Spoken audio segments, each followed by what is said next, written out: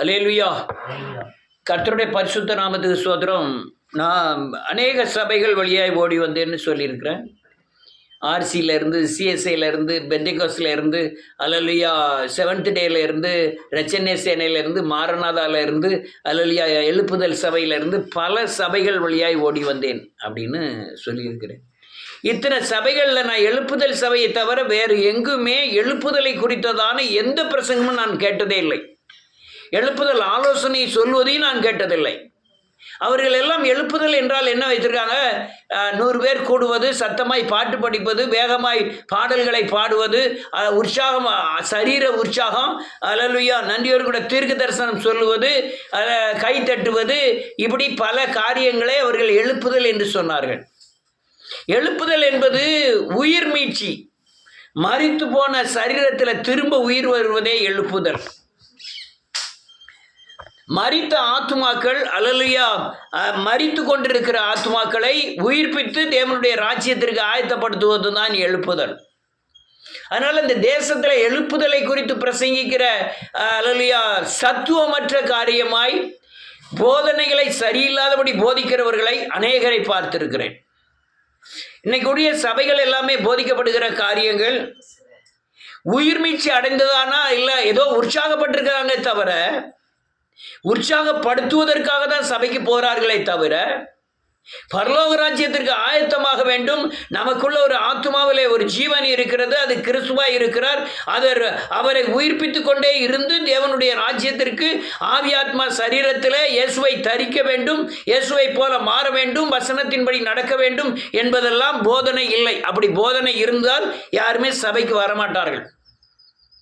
உன் வாழ்க்கையை தொடுத மாதிரி ஏதாவது பேசிட்டா கூட சபைக்கு வரமாட்டாங்க அநேகர். இந்த எலிசபெத்து முதல்ல வீட்டில் வாடகைக்கு இருந்தாலும் அந்த வீட்டில் கொஞ்ச நாள் இந்த சபைக்கு இந்த இதுக்கு வந்துக்கிட்டு இருந்தார், ஜெப கூட்டத்துக்கு. காலையிலையும் சாயங்காலமும் காலையில் வந்தார் நினைக்கிறேன். கொஞ்சம் கட் அண்ட் ரைட்டாக அந்த சத்தியத்தை பேசணுன்னு, எப்பா இது யார் போய் கேட்பா அப்படிங்கிற மாதிரி அவர் அதுக்கப்புறம் வரவே இல்லை. இதெல்லாம் நன்றியோடு கூட துதிக்கிறேன். எழுப்புதலின் ஆதாரம் அல்லேலூயா சரீர நமக்குள் இருக்கிற ஈயத்தை அல்லது அழுக்கை கழுவி இயேசுவின் சாயலுக்கு ஒப்பாய் மாற்றி உலகத்தில் பிசாசை ஜெயித்து சாபத்தை ஜெயித்து பரலோக ராஜ்யத்துக்கு ஆயத்தமாக போதிப்பது தான் எழுப்புதல். நமக்குள் ஜீவனை பெற்று ஜீவன் இயேசுவை போல மாறுவது தான் எழுப்புதல். இவைகளை குறித்து அல்லேலூயா ஏகப்பட்ட போதனைகள் பண்ணியிருக்கிறேன். ஆனால் இப்போ சொல்லக்கூடியது, ஒரு தனிப்பட்ட மனிதனால் தேசத்தை அசைக்க முடியுமா? அதுதான் இன்னைக்கு போதிக்கக்கூடிய ஒரு காரியம். அநேகர் சேர்ந்தாதான் எழுப்புதல். அல்லேலூயா என்கிட்ட 10 பேர் வேணும், 20 பேர் வேணும், நான் 1000 பேர் இருந்தால் தான் அந்த உலகத்தை அல்லேலூயா அசைக்க முடியும் அப்படின்னு அநேகர் போதிப்பதை பார்த்திருக்கிறேன். அதெல்லாம் அல்லேலூயா அது எழுப்புதல் தான். ஆனால் பழைய ஏற்பாடில் அநேக பரிசுத்தவான்கள் சந்தித்ததெல்லாம் தனிப்பட்ட மனிதர்களாக இருந்து தேசத்தை அசைத்தார்கள். அந்த மனிதர்கள் அல்லேலூயா அழைப்பு இருந்தபடினாலே அவர்களை தேவன் உருவாக்கி அந்த எழுப்புதலுக்கு ஆயத்தப்படுத்தினார். நான் பல நேரம் நினைப்பேன், ஆபிரகாம் எழுப்புதலுக்காய் தெரிந்து கொள்ளப்பட்ட முதல் மனுஷன். ஆனால் அவன் எழுப்புதலுக்கெல்லாம் உருவாக்கப்பட்டான். அவன் எழுப்புதலை சந்தித்தது அவன் இறந்த பிறகுதான் அல்லேலூயா பயங்கரமான எழுப்புதலை சந்தித்தான். எழுப்புதல் என்றால் என்ன? ஆத்மா ஜீவனுக்குள் பிரவேசித்து பரலோக ராஜ்யத்துக்கு ஆயத்தமாவது, மரித்த ஆத்மாவை உயிர்ப்பிப்பது. மரத்த ஆன்மீகத்தில் மரித்திருக்கிற அநேகரை உயிர்ப்பிக்கத்தான் அல்லேலூயா கிறிஸ்துவின் மூலமாய் உயிர்ப்பிக்கத்தான் எழுப்புதல். இப்படி பல காரியங்களை எழுப்புதல் மூலமாய் சொல்லி கொண்டிருக்கலாம். ஆனால் ஆபிரகாம் அதை சந்தித்தானா? இல்லை. ஆனால் அவனுடைய மரணத்துக்கு அப்புறம் உழைப்பின் பெருப்பகுதி அநேகரை சந்திக்கக்கூடிய எழுப்புதலின் ஆதாரமாய் மாறியது. அல்லேலூயா நன்றியோடு கூட துதிக்கிறேன். எல்லா சபைகளும் இணையும், எல்லா ஊழியர்களும் இணைவார்கள். அதற்கு விரோதமாய் நிற்கிற எந்த விசுவாசியும் எந்த ஊழியர்களும் நிலை நிற்பதில்லை. தேவ திட்டமே அல்லேலூயா ஒவ்வொரு சரீரம் ஒன்றுக்கொன்று இணைய வேண்டும் என்பதே தேவ திட்டமே. எல்லாரும் சத்தியத்துக்குள் வர வேண்டும் என்பதே. அவர் நினைத்தால் அல்லேலூயா இருளை கூட அவர் வெளிச்சமாக்க முடியும் ஒரே நிமிடங்களில். அதனால அந்த எழுப்புதலின் ஆதாரத்திற்கு தான், அந்த எழுப்புதலின் காரியத்துக்கு தான் நாம் காத்திருக்கிறோம். ஆபிரகாமை பற்றி அநேகர் அல்லேலூயா வாசிப்போமே. யாராவது ஒரு ஆள் யோசுவாவின் புஸ்தகம் 24வது அதிகாரம்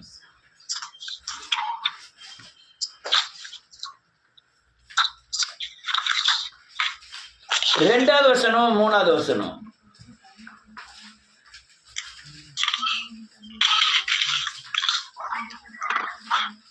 அப்பொழுது யோசுவா சகல ஜனங்களையும் நோக்கி, இஸ்ரவேலின் தேவனாகிய கர்த்தர் சொல்லுகிறது என்னவென்றால், பூர்வத்திலே உங்கள் பிதாக்களாகிய ஆபிரகாமுக்கும் நாகோருக்கும் தகப்பனான தேராகு என்பவன் நதிக்கு அப்புறத்திலே குடியிருந்த போது அவர்கள் வேற தேவர்களை சேவித்தார்கள்.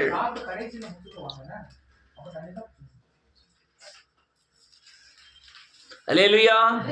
அவங்க வேற தேவர்களை சேவித்தார்கள். ஆபிரகாம் உடனே தேவன் அழைத்தார்.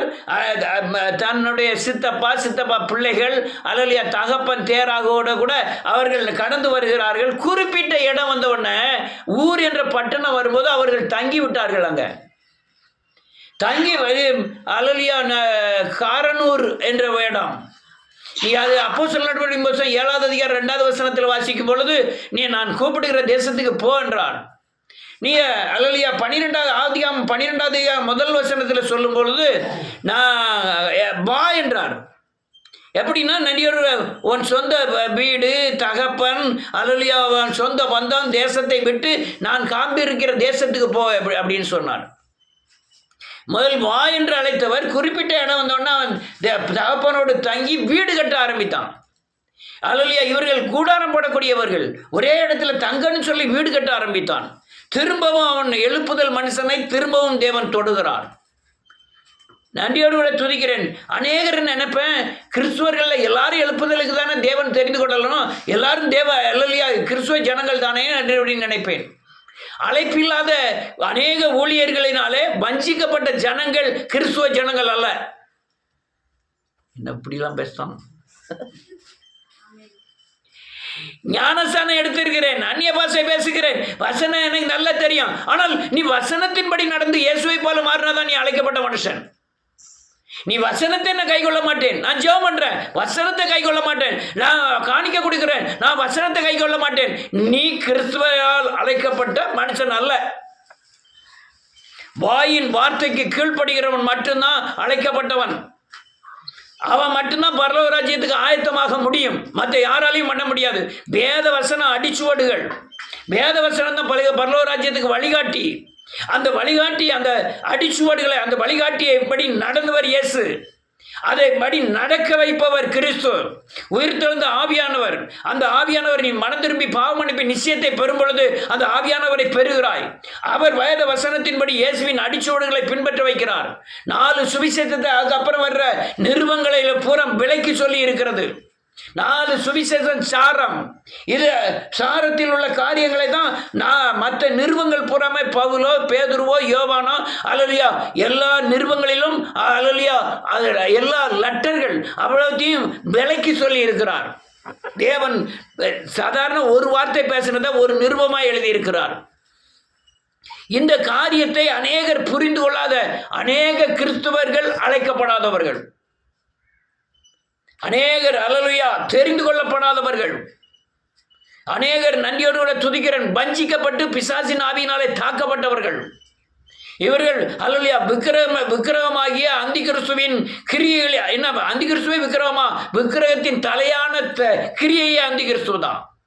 அவனுடைய கிரியைகளினாலே வஞ்சிக்கப்பட்டவர்கள் தான் அநேகர் வேதவசனத்தை கைகொள்வதில்லை, இயேசுவை போல மாறுவதில்லை. இந்த பிசாசு கிரியை செய்த தன்மை என்னன்னா, அவர்களை கிறிஸ்துவன் போல் காமித்து மெய்யான கிறிஸ்துவர்களுடைய கிரியைகளை மட்டுப்படுத்துவதற்காக பிசாசு பண்ண பயங்கரமான தந்திரம் அந்தி கிறிஸ்துவின் கிரியைகள். என்ன பிடிக்க அவர்கள் கிறிஸ்துவர்கள் அல்ல. கிறிஸ்துவுக்கும் அவர்களுக்கும் சம்பந்தமே கிடையாது. ஆனால் வாயினாலே கிறிஸ்துவை அறிக்கை செய்வார்கள், வாயினாலே வசனத்தை பேசுவார்கள், வாயினாலே ஜெபிக்க கூட செய்வார்கள், அற்புத அடையாளங்கள் செய்வார், ஏன் சபையை நடத்துவார்கள். அவர்கள் கிறிஸ்துவர்கள் அல்ல. அந்தி கிறிஸ்துவினால் வஞ்சிக்கப்பட்ட கொடிய ஆவியின் தன்மையுடையவர்கள். பிசாசு கூட ஜெயிச்சிடலாம், அந்தி கிறிஸ்துவின் ஆவியை ஜெயிப்பதற்கு பயங்கரமான கஷ்டம். ஏன்னு கேட்டால், ஒரு கிறிஸ்துவன் எப்படியெல்லாம் நடக்கணும்னு வேதம் சொல்லுகிறதோ அதன்படியெல்லாம் நடந்திருப்பான். ஆனால் இயேசுவை போல மாறி இருக்க மாட்டான். அவன் சிலுவையை மறுதலிக்கிறவனாயிருப்பான். அந்தி கிறிஸ்துவின் அடையாளம். இவர்கள் கிறிஸ்துவினால சுத்த பிசாசு அவர்கள் தான்.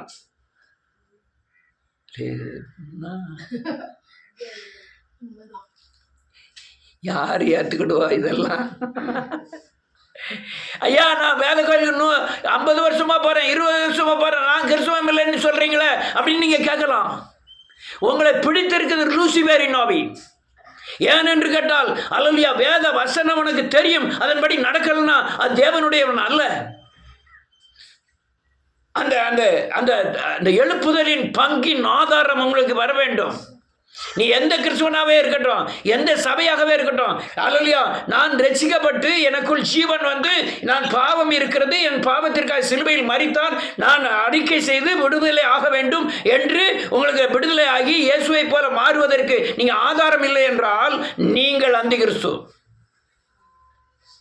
அல்லேலூயா. இந்த அந்தி கிறிஸ்துவின் கிரியையை அநேகர் நினைக்கிறார்கள். அந்தி கிறிஸ்துவை பின்பற்றுகிறவனை தாக்க முடியுமா? கண்டிப்பா முடியாது. இவனுடைய தன்மை சரியானபடி இருந்தா இவனை தாக்குவதற்கு அந்தி கிறிஸ்துவிற்கு எந்தவித அதிகாரமும் இல்லை. ஏன்னா எல்லா கிறிஸ்துவின் கிரியைகள் எல்லாமே வசனத்தின் அடிப்படையில் கட்டப்படுகிறது. பேச்சு வாயில் வார்த்தையின் வசனம் அல்ல, அச்சடையாளமாய் மாறக்கூடிய அல்லேலூயா அந்த வசனத்தின் அடிப்படையில் கிறிஸ்து எனக்குள் கட்டப்படுகிறார். அதாவது இயேசு எனக்குள் கட்டப்படுகிறார், அவர் அடிச்சுவடுகள் எனக்குள்ளே கட்டப்படுகிறது. அதுதான் எழுப்புதல். நான் இப்ப சொல்லிக்கிட்டு இருக்கேன், இதுதான் எழுப்புதல். சபைகள் அந்த தன்மைக்கு மாறணும். எதை பேச பணத்தை குறிச்சும் பேசுறான், எதை பேச்சு அதிகாரத்தை குறித்தும் பேசுறான், எதை குறித்து பேசு ஆளுகை குறித்தும் பேசுறான்.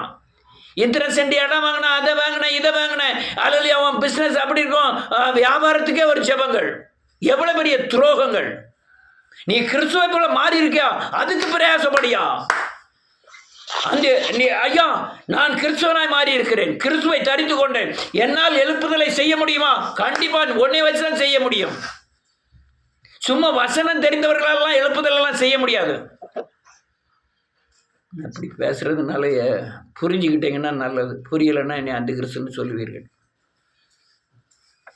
அல்லேலூயா. ஐயா, நான் படிக்கல, நான் சாப்பிடல, அல்ல பணம் இல்லை, நான் என்ன உலகத்தில் எல்லாரெல்லாம் தள்ளப்பட்டவனாக இருக்கிறேன், என் ஞானமற்றவன், என்னை எழுப்புதல் இல்லை தேசத்தில் தேவன் பயன்படுத்துவாரா? யாரோ பயன்படுத்துவார், கண்டிப்பா பயன்படுத்துவார். வேதம் தெளிவாய் சொல்லுகிறது, அவர்கள் கல்லாதவர்கள் ஆயிற்றே, பேத ஞானிகளை வெட்கப்படுத்தும்படியாய் தேவன் பேதைகளை தெரிந்து கொண்டார்னு வேதம் சொல்லுகிறது.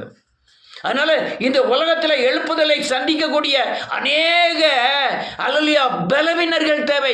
பலவீனர்கள் பலவான வெட்கப்படுத்துவார்கள். யார் பலவீனர்கள்? தனக்கு எழுந்தும் எல்லா வசதியும் இருந்தும் எனக்கு தேவன் தான் முதலிடம் என்று சொல்லுகிறார்களே, அவர்கள் தான் பலவீனர்கள் உலகத்திற்கு. ஆனால் தேவனுக்கு முன்பாக எது ஐஸ்வர்யவான்? தேவனை நான் தேவன் என்று விசுவாசிக்கிறேனே, அதுதான் எனக்கு ஐஸ்வர்யவான். என்னுடைய எல்லா அல்லேலூயா குறைவுகள் எல்லாம் கிறிஸ்து இயேசுவுக்குள் நிறைவாக்குவார் என்ற விசுவாசம் எனக்குள் இருக்கிறது. அதுதான் நான் தான் ஐஸ்வர்யவான். என் ஜெபத்தை கேட்கிறார், என்னை கண்ணின் கருவிழி போல காக்கிறார், என்னை உள்ளங்கையில் வறந்திருக்கிறார், என் போக்குவரத்தில் ஆசீர்வதிப்பார், என்னோடு கூட தேவன் இருக்கிறார், தங்குகிறார், என்னோடு உறங்குகிறார். அல்லேலூயா. இப்படியெல்லாம் யார் விசுவாசிக்கிறார்களோ அவர்கள் தான் இந்த பூமியிலே ஐஸ்வர்யவான்கள். மட்டுமல்ல, அவர்களால் செய்யக்கூடாத காரியம் பூமியில ஒண்ணுமே இராது. அல்லேலூயா. ஒன்றுமே இராது. உன் பணமோ அல்லேலூயா உன் பலமோ உன் ஞானமோ இந்த பூமியில கிறிஸ்துவ ஜீவியத்திற்கு ஏற்றது அல்ல, ஏற்றதே அல்ல. ஐயா, நன்றியோடு கூட துதிக்கிறேன். அநேகர் வஞ்சிக்கப்பட்டு அநேக முதலைகளின் வாயிலை சிக்கி தவிக்கிறார்கள். அவர்களெல்லாம் மீட்டெடுப்பதற்கு எழுப்புதல் அவசியம். அதுக்கு தான் மோசே. அல்லேலூயா. நன்றியோடு அப்படிதான் அதுக்கு உண்டான அழைக்கப்பட்ட மனுஷன் தான் மோசே. நான் ஒரு சிலரை மற்றவங்கள்ட்ட வச்சுட்டு முடிக்க விரும்புகிறேன். அதுக்குள்ளே 14 நிமிடங்கள் ஆகிட்டு ஒரு வசனத்தை வாசிப்போம். அல்லேலூயா. நன்றி. ஆதியாகமத்தின் புஸ்தகம் 15வது அதிகாரம் 13வது வசனத்திலிருந்து வாசிக்கலாம். அப்பொழுது அவர் ஆபிரகாமை நோக்கி, உன் சந்ததியார் தங்களுடைய அல்லாத அந்நிய தேசத்திலே பரதேசியாய் இருந்து தேசத்தாரை சேவிப்பார்கள் என்றோ, அவர்களால் 400 வருஷம் உபத்திரப்படுவார்கள் என்றோ நீ நிச்சயமாய் அறிய கடவாய். இவர்கள் சேவிக்கும் ஜாதிகளை நான் நினைத்திருப்பேன். பின்பு மிகுந்த பொருளுடன் புறப்பட்டு வருவார்கள். சமாதத்தோடு உன் பிதாக்களிடத்தில் சேருவார். நல்ல முதிர் வயதிலே அடக்கம் பண்ணப்படுவார். 4ஆம் தலைமுறையிலே அவர்கள் இவ்விடத்துக்கு திரும்ப வருவார்கள். ஆமென். ஏனென்றால் அவருடைய அக்கிரமம் இன்னும் நிறைவாகவில்லை என்றார். ஒரு நிமிஷம், இங்க ஒரு பயங்கரமான எழுப்புதல் நடக்க போகுது. அது யாரு கொண்டு நடக்க போகுது? அல்லேலூயா, மோசே கொண்டு நடக்க போற ஒரு பயங்கரமான எழுப்புதல். எப்ப நடக்க போகுது? பல ஆயிரம் வருஷத்துக்கு பிறகு நடக்க போகுது. ஆபிரகாமுக்கு அல்லேலூயா 175 வயசு வரை இருந்திருக்கிறோம். 75 வயசுல இந்த தரிசனம் கேட்கப்படுகிறது. அல்லேலூயா, இது எழுப்புதல் தரிசனம். இந்த தரிசனத்தை எப்படி கொடுக்கிறாரு? உன்னுடைய ஜனங்கள் எகிப்தில் 400 வருஷங்கள் அடிமையாக இருப்பார்கள். அவர்கள் அல்லேலூயா வரும்போது பொன்னோடு வெளியே வருவார்கள் என்று அல்லேலூயா ஆபிரகாமுக்கு தேவன் அந்த தரிசனத்தை வெளிப்படுத்துகிறார். எனக்கெல்லாம் எழுப்புதல் தரிசனம் கிடைக்கலன்னா நான் என்னைக்கே சின்ன பண்ணமாக இருப்பேன். பணத்தை நம்பி ஓடிட்டு இருப்பேன். சாமுவேல்லாம் பணத்தை நம்பி தான் ஓடிக்கிட்டு இருக்காரு. யாராவது சோத்திரம்னு சொல்லி வாங்க பாஸ்டர்னு சொல்லிட்டா போதும், குளிந்துரும். நான் பாஸ்டருங்கன்னு சொல்றதே துரோகியத்தனம்னு நினைக்கிறேன்.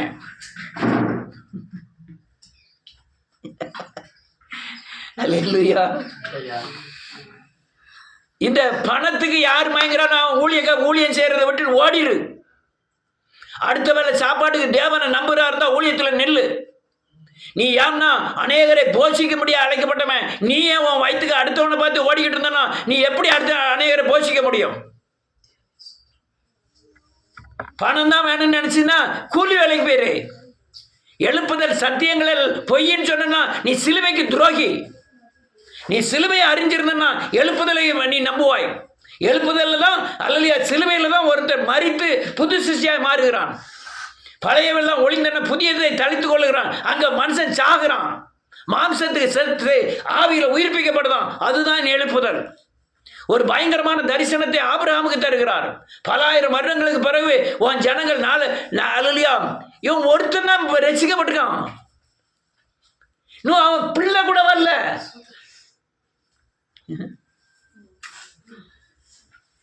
எவ்வளவு பெரிய தரிசனம் பாருங்க. இவன் ஒரு ஆள் தான் ரசிக்கப்பட்டிருக்கான். லோத்து ரசிக்கப்பட்டிருக்கானா? பிள்ளை வந்திருக்கா? சாரால் ரசிக்கப்பட்டிருக்காளா? இவன் ஒருத்தன் தான் ரசிக்கப்பட்டிருக்கான். அப்ப கூப்பிட்டு சொல்றாரு, உன் பலிபீடத்தில் நீ செய்த அநேக காணிக்கையில நான் சுகந்த வாசனையை ஏற்றுக்கிட்டேன். நான் ஒரு பெரிய தரிசனத்தை தாரேன், எழுப்புதல் தரிசனத்தை தாரேன். உன் ஜனங்கள் மணலந்தனையாய் பெருகுவார்கள். எங்க 15வது இடத்துல தானே சொல்றாரு, உன்னை நட்சத்திரங்களை பாரு, அது மாதிரி உங்களை எல்லாம் பெருகுவாங்க.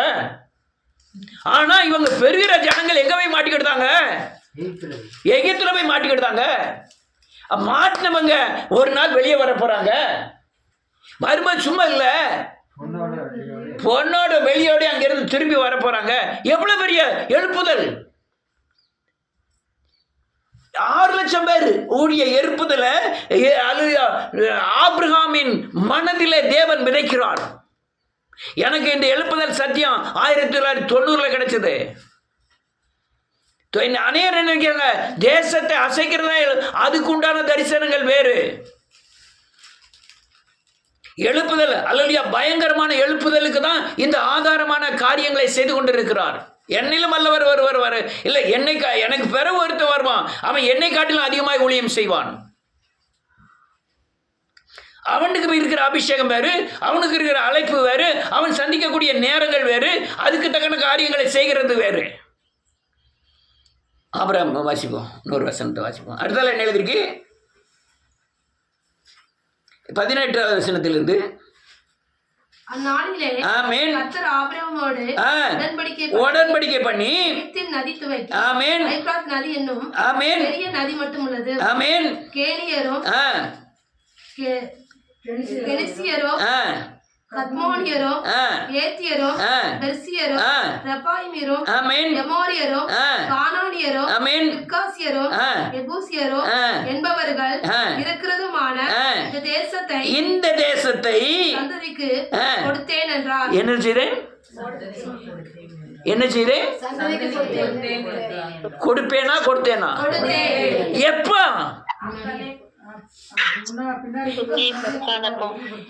எப்ப? பின்னால எப்போ? இவனுக்கு இல்ல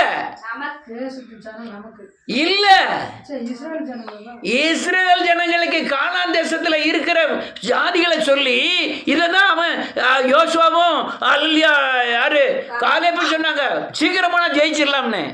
இதுதான் அந்த 10 பேர் சொன்னாங்க அவங்கள ஜெயிக்க முடியாதுன்னு. அந்த ஜனங்களை குறித்து பேசுறாரு. இதெல்லாம் இவ்வளவு பேர் அங்க கானான் தேசத்துல இருக்காங்க. ஐயா, இந்த தேசத்தை உனக்கு என்ன செஞ்சேன்? கொடுத்தேன். அதான் எழுப்புதல். எழுப்புதல் தரிசனம் சாதாரணது இல்லை. நீங்க தரிசனத்தை பெற்றீங்கன்னா உங்களை யாருமே அசைக்க முடியாது. அந்த தரிசனத்தின்படி நடந்தீங்கன்னா நீங்க அநேகரை சந்திப்பீர்கள். உங்க வாயின் வார்த்தையை தேவன் அல்லேலூயா ஆசீர்வதிப்பார். எழுப்புதெல்லாம் சாதாரண கிடையாது. ஏன்னா பரத்திலிருந்து வரக்கூடிய ஆலோசனைகள். அல்லேலூயா, பரத்திலிருந்து வரக்கூடிய ஆலோசனைகள். ரைட், ஒரு வசனத்தை வாசிப்போம், டக்கு டக்கு முடிப்போம். அல்லேலூயா. என்னாகமத்தின் புஸ்தகம் எழுப்புதலுக்கு என்ன தடை? 13வது அதிகாரம்.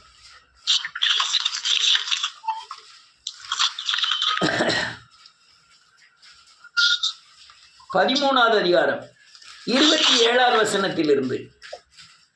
அவர்கள் மோசேயை நோக்கி, நீர் எங்களை அனுப்பின தேசத்துக்கு நாங்கள் போய் வந்தோம். பாலும் தேனும் ஓடுகிற தேசம்தான். இது அதனுடைய கனி. ஆனாலும் அந்த தேசத்துல குடியிருக்கிற ஜனங்கள் பலவான்கள், அரணிப்பானவைகளும் இருக்கிறார்கள்.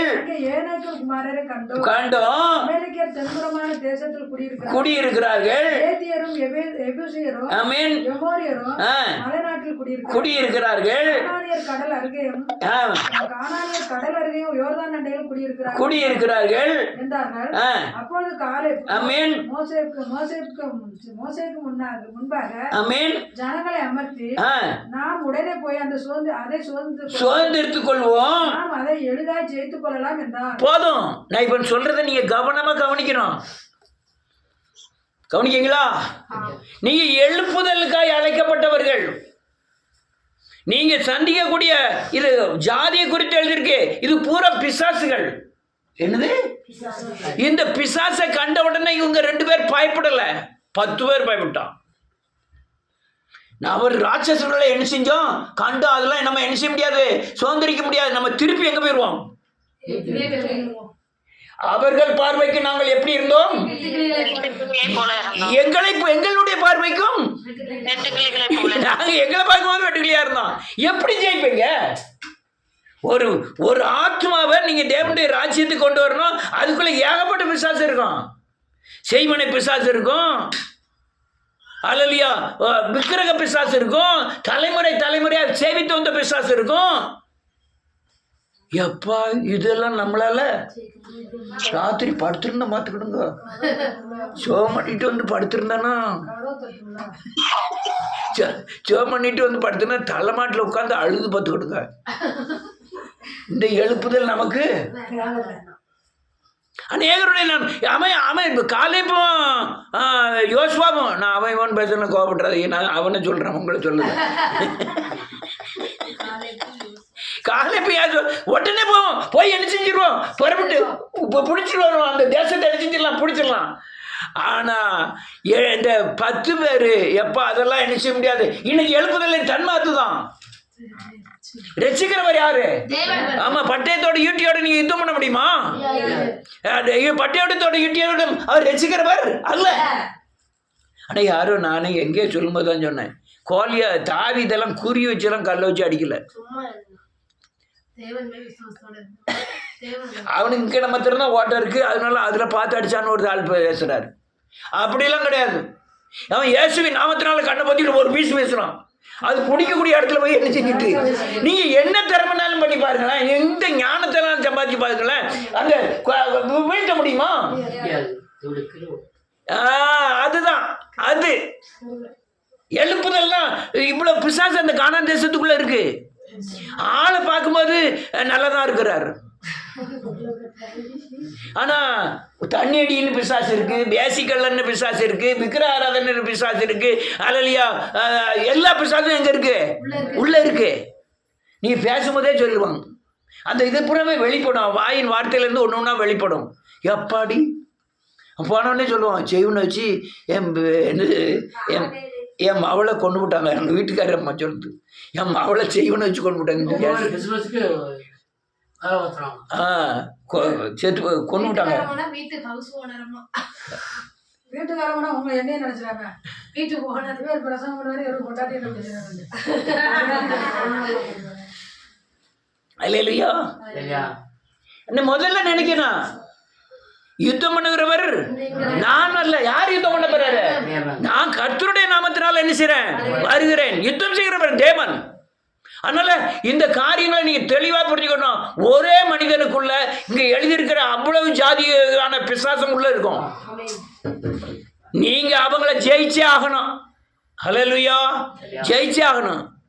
நான் பட்டிருக்கிற முதுகுலப்பட்ட அடி இருக்க காலை பிரதரை வச்சு இவர் எத்தனை லட்சம் கொடுத்தாலும் அதெல்லாம் ஈடாகாது. ரொம்ப அடி, பயங்கரமான பட்டினி, உடல்ல நோய், அடிகள், பயங்கர அடிகள். ஹல்லேலூயா. அதனால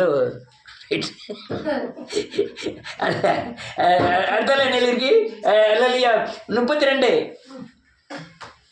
நாங்கள் போய் சுற்றி பார்த்து வந்த அந்த தேசம் தன் குடிகளை பட்சிக்கிற தேசம். என்ன சொல்லுதான்? இவ எழுப்புதலுக்கே ஆகாது. அங்க கிட்ட போனா குடிகளை என்ன செஞ்சிருவாங்க? பட்சித்திருவாங்க. நாங்கள் அதிலே கண்ட ஜனங்கள் எல்லாரும் மிகவும் பெரிய ஆட்கள். அங்கே ராட்சதனான ஏனோக்கின் குமாரனாகிய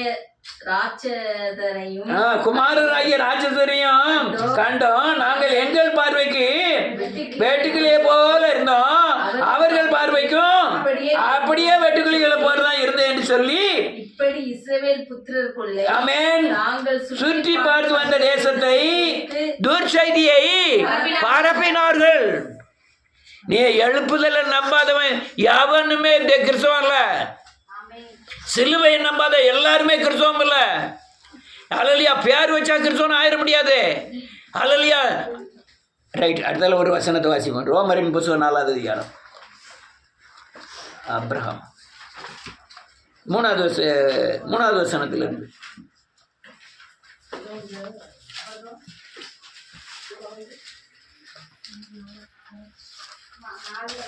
நாலுல 3. வேத வாக்கியம் என்ன சொல்லுகிறது? வேத வாக்கியம் என்ன சொல்லுது? ஆபிரகாம் தேவனை விசுவாசித்தான். ஆபிரகாம் தேவனை விசுவாசித்தான், அவனுக்கு அது நீதியாக எண்ணப்பட்டது என்று சொல்லுகிறது. கிரியை செய்கிறவனுக்கும் வருகிற கூலி கிருபை என்று எண்ணப்படாமல் கடன் என்று எண்ணப்படும். ஒருவன் கிரியை செய்யாமல் பாவியை நீதிமானாக விசுவாசம் வைக்கிறதினால் வைராக்கியவனாய் இருந்தால், வைராக்கியம் இல்ல, விசுவாசம் வைக்கிறவனாய் இருந்தால் அவனுடைய விசுவாசமே அவனுக்கு நீதியாக எண்ணப்படும். அல்லேலூயா. நீ எந்த வீட்டுக்குனாலும் வாங்க, எழுப்புதல் அவங்க வீடை சந்திக்கணும்னு நினைக்க ஆண்டவர் பேசிட்டாரு. அந்த எந்த காரியத்தை என்ன செய்யக்கூடாது, பார்க்கக்கூடாது. என் தேவனால் இதை ரசிக்க வல்லவர்ங்கிற விசுவாசிக்கணும். அப்படி விசுவாசிச்சா நீங்க விசுவாசிக்கிற விசுவாசமே அது என்னவா எண்ணப்படுமா? நீதியாக எண்ணப்படும். ஆமென். காண்கிற யாவும் பொய், காணாத இயேசுவே மெய்யானது. காண்டவராக கூடாத காரியம். ஆனா சில அடிகள் நீங்க பட வேண்டியது இருக்கும், சில இழப்புகள் உண்டாகத்தான் செய்யும். ஆமென். அடுத்தால என்ன இருக்கு? நம்முடைய கர்த்தராகிய இயேசுவிலிருந்து ஒருவன் கிரியை செய்யாமல் ஆமென் பாவியை நீதிமாக்கிறவனிடத்தில் விசுவாசம் வைக்கிறவனாய் இருந்தால் அவனுடைய விசுவாசமே ஆமென் அவனுக்கு நீதியாக எண்ணப்படும். அவன் என்ன எழுதியிருக்க? நான் என்னத்தை போய் கிரியை செய்ய முடியும்? அவனுக்கு 1000 ரூபாய் கொடுத்து அவனை கிறிஸ்துக்குள்ள கொண்டு வந்துடலாமா? நீ அப்படி கொண்டு வந்தா என்ன பிரயோஜனம்? இவன் பாவியா இருக்கிறான், நீதிமான் ஆக்குறது யாரு? அப்ப அவர் மேல நான் என்ன எடுத்து வைக்கணும்? அது என்ன என்னப்படும்? உன் முயற்சியினால பாவிய நீதிமானாக்க முடியவே முடியாது. ஆமென். அவரிடத்துல என்ன செய்யணும்? விசுவாசம் வைக்கணும். இந்த கிராமத்துக்கு போற ஆண்டவரை, இந்த கிராமத்தை இந்த விக்கிரகம் ஆளுது, இந்த விக்கிரகத்துல இருந்து ஆண்டவர் அந்த ஜனத்தை நீங்க விடுதலை ஆக்கணும் அப்படின்னு ஆண்டவர் மேல நீ விசுவாசம் வச்சா அந்த விசுவாசம் உனக்கு என்னப்படும்? நீதியாக என்னப்படும். இல்லைன்னா அடுத்த நிலைக்கு அந்தபடி கிரியைகள் இல்லாமல் தேவனாலே நீதிமானாக்கப்படுகிறவன் எனப்படுகிற மனுஷனுடைய பாக்கியத்தை காண்பிக்கும் பொருட்டு எவர்களுடைய அக்கிரமங்கள் மன்னிக்கப்பட்டதோ, எவர்களுடைய பாவங்கள் மூடப்பட்டதோ அவர்கள் பாக்கியவான்கள். எவனுடைய பாவத்தை கர்த்தர் எண்ணாது இருக்கிறாரோ அவன் பாக்கியவான் என்று தாவீது சொல்லி இருக்கிறான். நல்ல கழுக அல்லையா. ஒருடைய பாவம் மூடப்படுவது, ஒருவனுடைய அக்கிரமங்கள் மன்னிக்கப்பட வேண்டும், எவருடைய பாவங்கள் மூடப்படுவதோ அவர்கள் என்ன செய்து பாக்கியவான்கள். ஆமென். அப்ப அவனை எங்க நடத்தணும்? மன திருப்பதில் கேட்ட நடத்தணும். அதுதான் எழுப்புதல். அநேகரை சந்திக்கக்கூடிய எழுப்புதல் இந்த பூமியில் உண்டாக போகுது. அல்லேலூயா. நான் கூட்டி கழிச்சு பார்த்தா அந்த கொஞ்சம் பேர் தான் இன்னைக்கு வேதக்காரனாவே இருப்பான்னு நினைக்கிறேன். என்னை கூட்டு போங்க, நீங்கள்லாம் வாங்க, ஒரு சபையில் போய் பார்ப்போம் எத்தனை பேர் வேதக்காரங்க இருக்கா, எத்தனை பேர் பொய்யான வேதக்காரங்க இருக்கான்னு கண்டுபிடிப்போம். கூட போகிறவனு வேதக்காரனை கூட்டு போகணும். ஆமென். யார் வேதக்காரன்? யார் எழுப்புதலுக்கு பயன்படக்கூடியவன்? வசனத்தின்படி நடக்கணும், சிலுவை என்ன செய்யணும்? நம்பணும். பாவ மன்னிப்பு நிச்சயத்தை என்ன செய்யணும்? நம்பணும். அடுத்தால என்ன எழுதிருக்கு? ரைட். என்னாச்சு? இந்த பாக்கியம் விருத்த சேதனம் உள்ளவனுக்கு மாத்திரம் வருமோ? விருத்த சேதனம் இல்லாதவனுக்கும் வருமோ? ஆபிரகாமுக்கு விசுவாசம் நீதியாக எண்ணப்பட்டது என்று சொல்லுகிறோமே. அது எப்பொழுது அவனுக்கு அப்படி எண்ணப்பட்டது? அவன் விருத்த சேதனம் உள்ளவனாய் இருந்த போதோ, விருத்த சேதனம் இல்லாதவனாய் இருந்த போதோ, விருத்த சேதனம் உள்ளவனாய் இருந்த போது அல்ல, விருத்த சேதனம் இல்லாதவனாய் இருந்த போது. ஆமென். அப்ப விருத்த சேதனம் பண்ணதுக்கு எழுப்புதெல்லாம் பெரிய காரியமே கிடையாது. நீ எங்க விருத்த சேதனம் பண்ணிருக்கணும்? இருதயத்துல பண்ணிருக்கணும். ஹல்லேலூயா. எழுப்புதல் பயங்கரமான எழுப்புதல் வரப்போகுது. அடுத்தால ஒரு வசனத்தை வாசி முடிப்போம். கலாத்தியரின் புஸ்தகம் 3வது அதிகாரம் 6வது வசனத்திலிருந்து.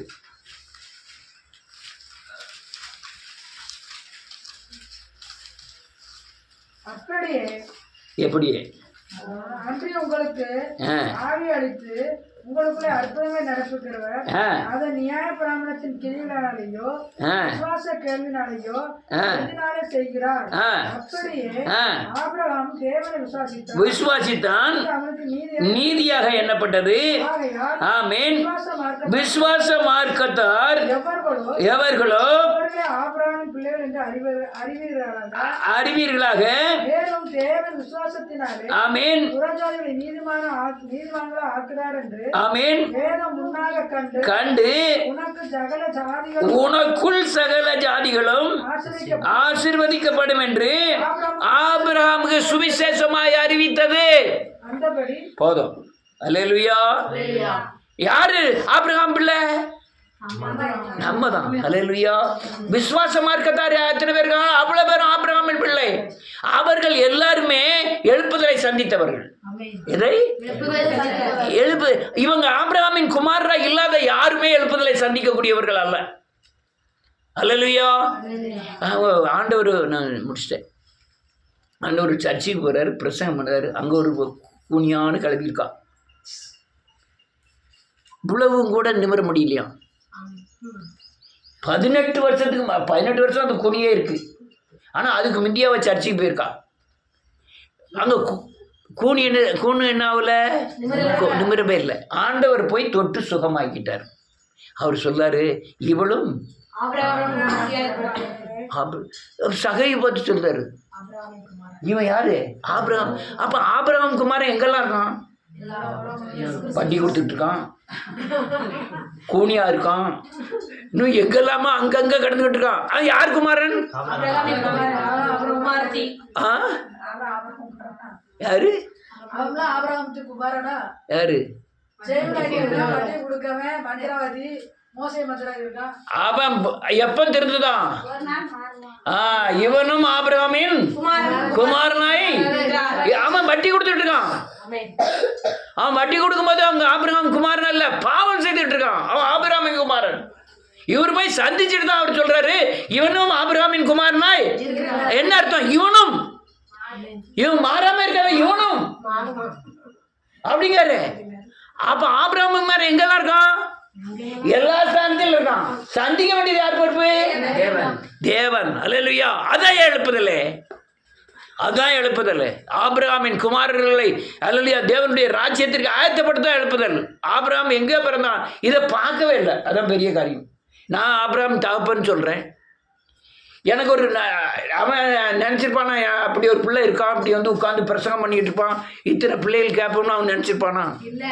அதுக்கு தான் அவர் சொன்னார், நான் பாரு வானத்தை அதே மாதிரி உன் குழந்தைகள் இவன் மெர்ச்சியமாக இருக்குது. ஒரு 10 பேரன் பேட்டி இருக்காங்கன்னு வச்சுக்கணும். அவங்க பிள்ளைகள் பேரன் பேட்டியெல்லாம் பிறந்துட்டுனா உங்களுக்கு இடம் இல்லை. எந்த பேரன் எந்த பேத்தின்னு தெரியுமா? இப்பவுமே நமக்கு செப்பன்களுக்கு சரின்றது தான் சரிங்க. நாளுக்கே ஒரு 10-15 இருந்துன்னு வச்சுக்கிடுவோம். பேர் மாற்றி மாற்றி கூப்பிட. அதே மாதிரி தான் ஆபிரகாமும் நம்ம யாருன்னே தெரியல. நாமும் ஆபிரகாமின் குமாரன். ஆபிரகாமின் குமாரன் குமாரத்தியா இருக்கிறவர்கள் எல்லாம் எழுப்புதலில் என்ன செய்யப்பட்டவர்கள்? சந்திக்கப்பட்டவர். இப்படி சந்திக்கப்படக்கூடியவர்கள் எல்லா கோணத்திலையும் இருக்கிறார்கள். சந்திக்க வேண்டிய பொறுப்பு யாரு பொறுப்பு? தேவனுடைய பொறுப்பு. யார் மூலமா சந்திக்கணும்? நம்ம மூலமா சந்திக்கணும். நம்ம எல்லாம் எழுப்புதலுக்கு ஆயத்தமானவர்கள். அநேகரை சந்திக்க போறோம். கர்த்தர் உங்களை ஆசீர்வதிப்பாராக. எல்லாரும் முழங்கால் படிய